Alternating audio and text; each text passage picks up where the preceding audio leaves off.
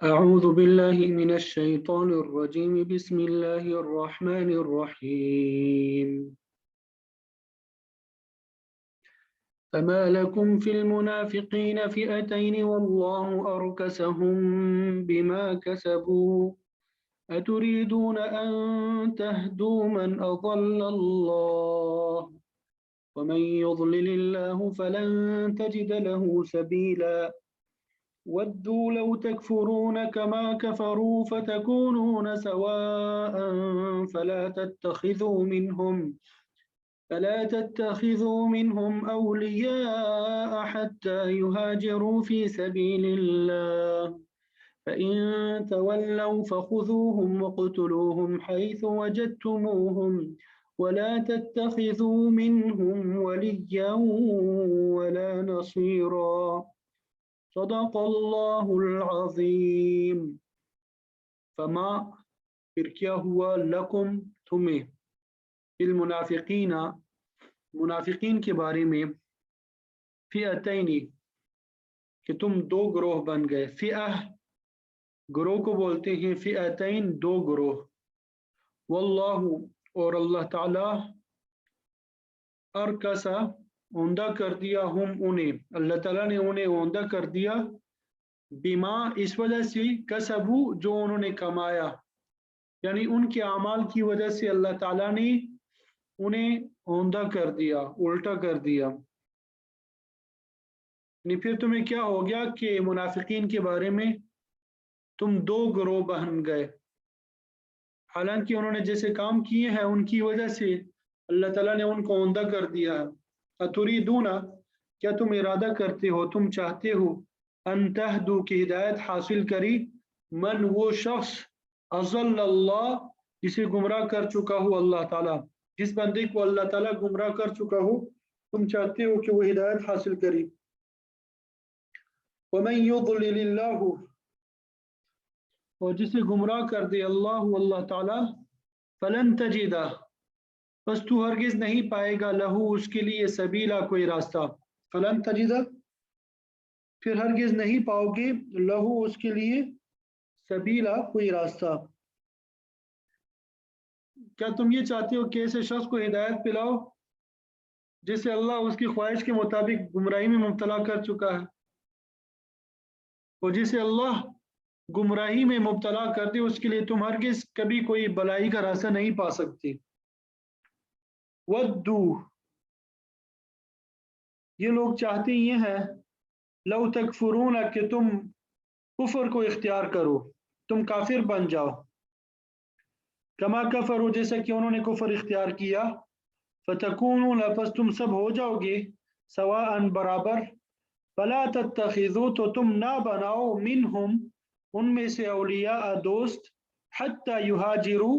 یہاں تک کہ وہ ہجرت نہ کریں فی سبیل اللہ اللہ تعالیٰ کے راستے میں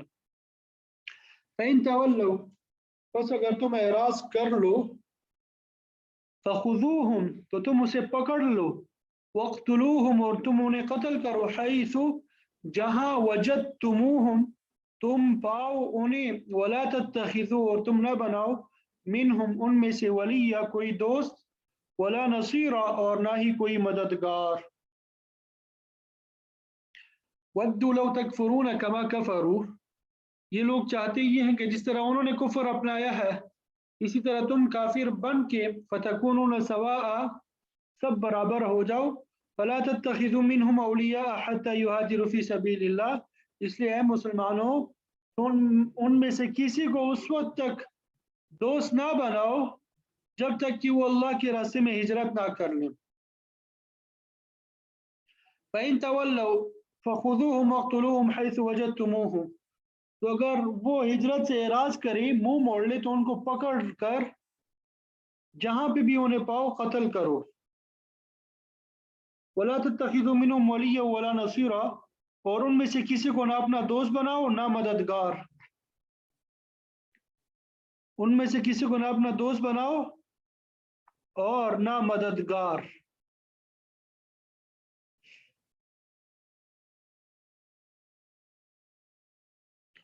ترجمہ سمجھ میں آ گیا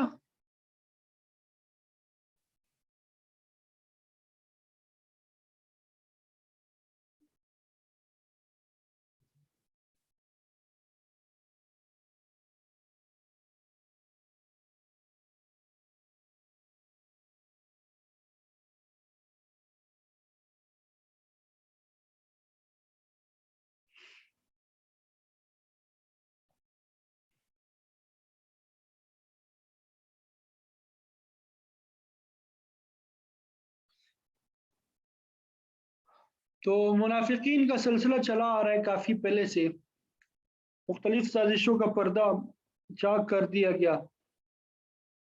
اور اس زمن میں پھر جہاد فی سبیل اللہ کے مسائل بھی بیان ہو گئے۔ تو آج کی آیات میں یہ بھی منافقین سے متعلق ہے کہ اہل اسلام کو تنبیہ کی جا رہی ہے کہ وہ منافقین کے بارے میں مختلف آراء سے پرہیز کرتے ہوئے کسی ایک رائے پہ متفق رہیں، انہیں کوئی ایسا موقع نہ دیں کہ وہ الٹا تمہیں گمراہ کر دیں۔ اب سب کو معلوم ہے کہ منافقین کی دو قسمیں ہیں، پہلی قسم اعتقادی منافقین کی ہے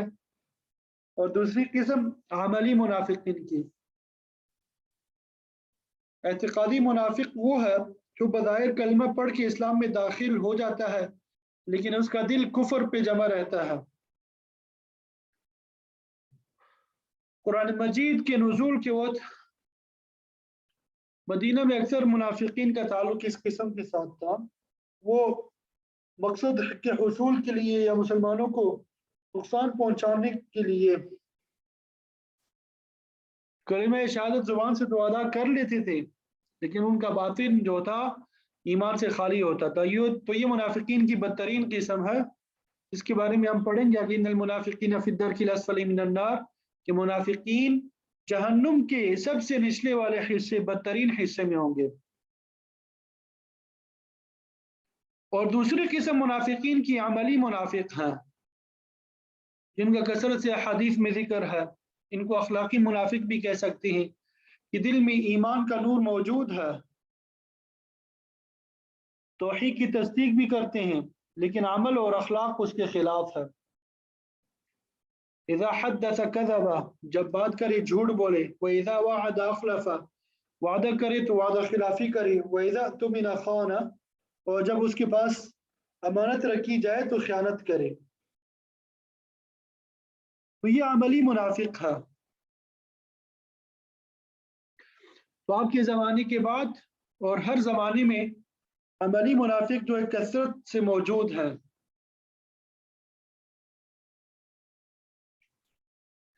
تو آج کی آیت میں جن منافقین کی طرف اشارہ کیا گیا ہے ان کا تعلق کس گروہ کے ساتھ ہے؟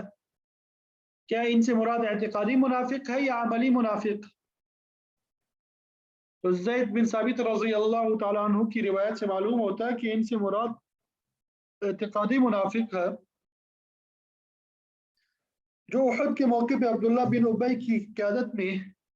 راستے سے ہی واپس ہو گئے تھے اور جنگ میں مسلمانوں کو کافی جانی اور مالی نقصان اٹھانا پڑا تھا۔ تو ان منافقین کے بارے میں اہل ایمان کی دو رائے ہو گئی تھی، بعض کہتے تھے کہ ان کے ساتھ کل کافروں جیسا سلوک ہونا چاہیے اور بعض ان کے لیے قدر نرم گوشہ رکھتے تھے۔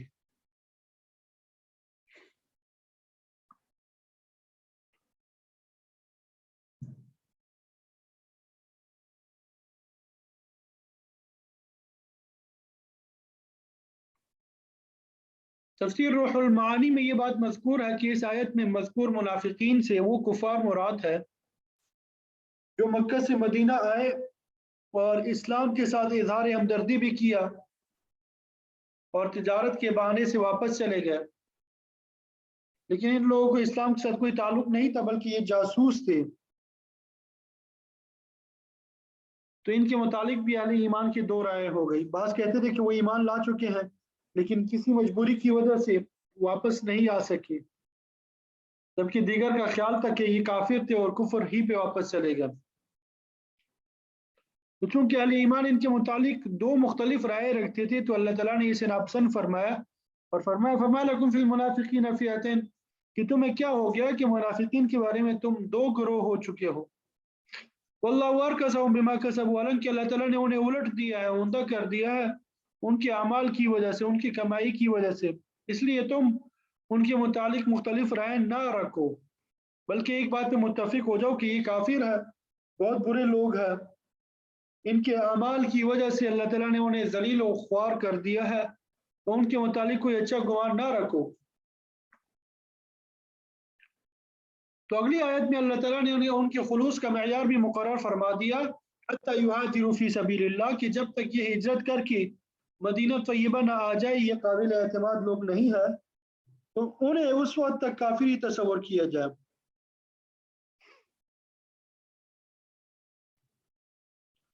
ہجرت کی مختلف قسمیں آپ کو بتا چکا ہوں۔ پہلی قسم تو فرض ہے، قرآن مجید میں موجود ہے کہ جب کسی علاقے میں کفار کے اس قدر غلبہ ہو کہ اہل ایمان شعائر اسلام اور شعائر ایمان ادا نہ کر سکے، تو وہاں سے ہجرت فرض ہو جاتی ہے۔ تو ابتدائی اسلام میں جب کفار مکہ نے مسلمانوں پہ زندگی تنگ کر دی تو ان کے لیے ہجرت واجب ہو گئی، تو مسلمان 2 دفعہ حبشہ کی طرف ہجرت کر چکے تھے، اور تیسری دفعہ مدینہ میں آ کے قیام پذیر ہو گئے۔ تو اس وقت ایمان کا معیار ہی یہ تھا کہ کفار کے ذیل تسلط رہنے والا مسلمان جب تک ہجرت نہیں کرتا، اس کی ایمان کا کچھ اعتبار نہیں ہے۔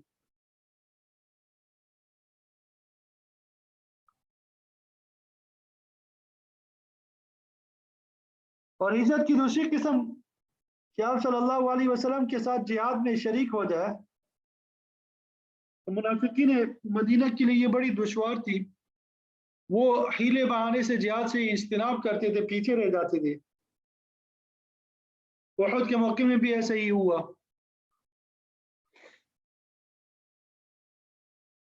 اور ہجرت کی تیسری قسم کے متعلق آپ صلی اللہ علیہ وسلم کی حدیث مبارکہ ہے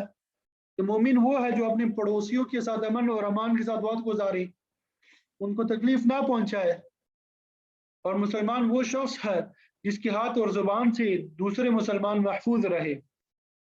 اور پھر فرمایا والمہاجر من ہجر ما نہى اللہ عنہ، کہ مہاجر وہ ہے جو ہر اس چیز کو چھوڑ دی جس سے اللہ تعالیٰ نے منع فرمایا ہے۔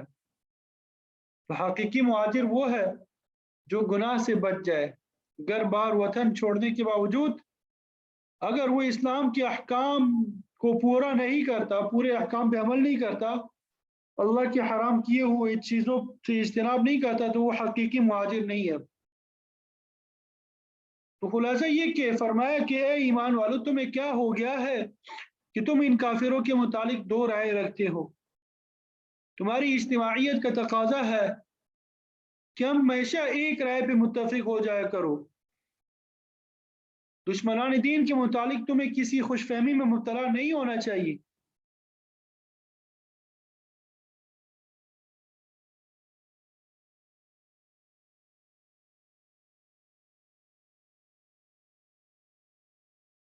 پھر آگے اہل ایمان کو خطاب کیا کہ تم کفار سے دوستانہ اس لیے کرتے ہو کہ شاید وہ سیدھے راستے پہ آ جائے۔ اتریدون ان تہدوا من اضل اللہ، کیا تم ان لوگوں کو ہدایت یافتہ بنانا چاہتے ہو جنہیں اللہ تعالیٰ نے گمراہ کر دیا ہے؟ تو فرمایا یہ تمہاری بس کی بات نہیں ہے، کیونکہ وَمَن يُضْلِلِ اللَّهُ فَلَن تَجِدَ لَهُ سَبِيلًا، جسے اللہ تعالیٰ گمراہ کر دیا اسے کون سیدھے راستے پہ لا سکتا ہے؟ اور اللہ تعالیٰ گمراہ کرتا ہے بما کسبوا، ان کی اپنی کمائی کی وجہ سے۔ جب وہ حق کی مخالفت پہ تل جاتے ہیں تو پھر اللہ انہیں سیدھے راستے سے بھٹکا دیتا ہے۔ دوسرے مقام پہ فرمایا واللہ لا یہدی القوم الظالمین، کہ اللہ تعالیٰ ظالموں کو ہدایت نہیں دیتا۔ جب تک ظالم اپنے ظلم سے باز نہ آ جائے، سچی توبہ نہ کر لے، اس وقت تک اسے ہدایت نصیب نہیں ہو سکتی۔ فرمایا کہ کفار اور منافقین کے برے اعمال کی وجہ سے اللہ تعالیٰ نے انہیں الٹ دیا ہے، تو تم انہیں کیسے سیدھے راستے پہ چلا سکتے ہو؟ اسلام دشمن طاقتوں کی خواہش تو یہ ہے وَدُّوا لَوْ تَكْفُرُونَ كَمَا كَفَرُوا، وہ تو یہ چاہتے ہیں کہ تم بھی اسی طرح کفر کا راستہ پکڑ لو جس طرح وہ خود کفر کے پیچھے بیٹھے ہوئے ہیں۔ سارے دنیا کے کافروں کی یہی تمنا ہے کہ اہل ایمان کو اپنے دین میں داخل کر لیں۔ وہ چاہتے ہیں کہ ان کی طرح تم بھی شتر بے مہار ہو جاؤ، نہ حلال اور حرام کی تمیز ہو، نہ جائز ناجائز کی فکر ہو، جس طرح چاہو کماؤ، جیسے چاہو خرچ کرو۔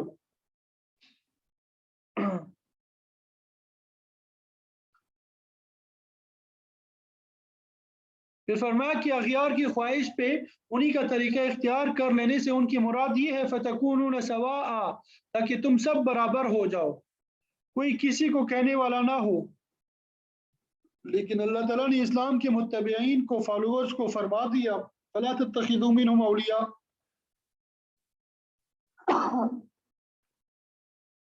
कि उनमें से किसी को अपना दोस्त ना बनाओ, ये सब तुम्हारे दुश्मन है।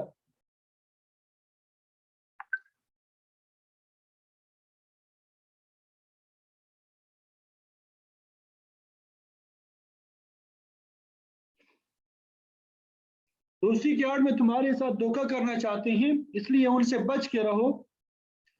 जब तक ये लोग अपनी रविश ना छोड़ें, दारुल कुफर को छोड़कर दारुल इस्लाम में ना आ जाए और फिर तुम्हारे साथ जिहाद में शरीक ना हो जाए। हत्ता युहाजिरु फी सबीलिल्लाह, यानी हिजरत जैसा हम फरीजा पूरा ना करें उस वक्त तक इनका कुछ एतबार नहीं। अल्लाह ताला ने उनकी दोस्ती से मना फरमाया। फ़इन तवल्लौ, अगर वो रूगर्दानी करे, यानी तुम्हारे साथ शामिल ना हो, कुफार की चापलूसी ना छोड़े, तो फिर समझ लो कि ये पक्के काफिर है। फिर उनका इलाज ये है, फ़ख़ुज़ूहुम, उनको पकड़ो, वक़्तुलूहुम हैसु वजदतुमूहुम, उन्हें जहां भी पाओ कत्ल करो, वला तत्तखिज़ू मिनहुम वलिय्यन वला नसीरा, और ना बनाओ उनमें से किसी को अपना दोस्त और मददगार। तो शाह वलीउल्लाह मुहद्दिस देहलवी रहमतुल्लाहि अलैह फरमाती हैं कि आयत के इस हिस्से से वाज़ेह होता है कि इन लोगों से मुराद, मुनाफिकीन से मुराद मक्के के काफिर है, क्योंकि एतिकादी मुनाफिकों को मारने का हुक्म नहीं था। अब्दुल्ला बिन उबई और दूसरे मुनाफिकीन के बाज़ निफाक जब जाहिर होते थे तो सहाबा उन्हें कत्ल कर देने की इजाज़त तलब करते थे, लेकिन आप सल्लल्लाहु अलैहि वसल्लम उसकी इजाज़त नहीं देते थे।